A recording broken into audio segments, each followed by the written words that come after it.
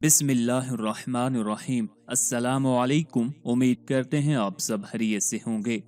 حضرت ابو ہریرہ رضی اللہ تعالیٰ عنہ سے روایت ہے، نبی کریم صلی اللہ علیہ وسلم نے فرمایا، جب تم مرغ کی آواز سنو تو اللہ تعالیٰ سے اس کا فضل طلب کرو کیونکہ اس نے فرشتے کو دیکھا ہے، اور جب گدھے کی آواز سنو تو شیطان سے اللہ کی پناہ مانگو کیونکہ گدھے نے شیطان کو دیکھا ہے۔ مرغ کو خواب میں دیکھنا درج ذیل اشیاء پر دلالت کرتا ہے۔ خطیب اور مؤذن، قاری جو گانے کی طرح قرآن کی تلاوت کرے، جو شخص امر بالمعروف کا حکم دے اور اس پر عمل نہ کرے، کیونکہ مرغ صبح کے وقت اذان دے کر نماز کی یاد دلاتا ہے لیکن خود نہیں پڑھتا۔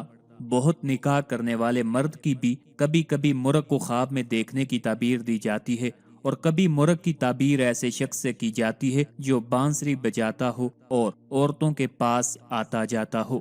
کبھی اس کی تعبیر چوکیدار سے کرتے ہیں، اور کبھی مرغ کو خواب میں دیکھنے کی تعبیر ایسے صحیح سے کی جاتی ہے جو خود نہ کھائے بلکہ دوسرے لوگوں کو کھلائے۔ کبھی مرغ کی تعبیر گھر کے مالک یا مملوک سے کی جاتی ہے، اور کبھی مرغ کو خواب میں دیکھنا علماء اور حکماء کی صحبت پر دلالت کرتا ہے۔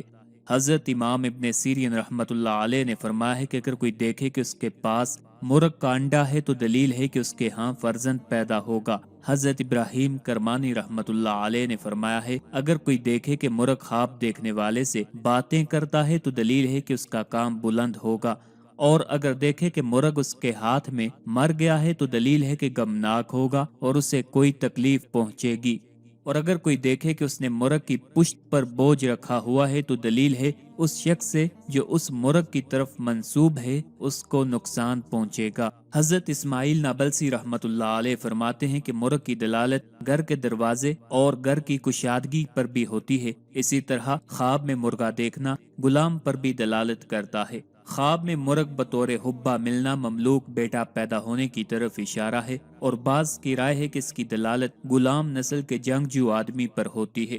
بعض نے کہا ہے کہ اس کی دلالت ایسے کمزور اخلاق والے آدمی پر بھی ہوتی ہے جو کبھی اچھی اور کبھی بری باتیں کرنے اور بے فائدہ چیخنے کی عادت رکھتا ہو۔ بعض کی رائے ہے کہ خواب میں مرغا دیکھنا محبت والے بیٹے پر دلالت کرتا ہے۔ سفید رنگ کا مرغا دیکھنا مؤذن پر دلالت کرتا ہے۔ بعض کی رائے ہے کہ خواب میں مرغا بننا کسی کے غلام بننے یا اوقات کی پہچان رکھنے والا مؤذن بننے کی علامت ہے۔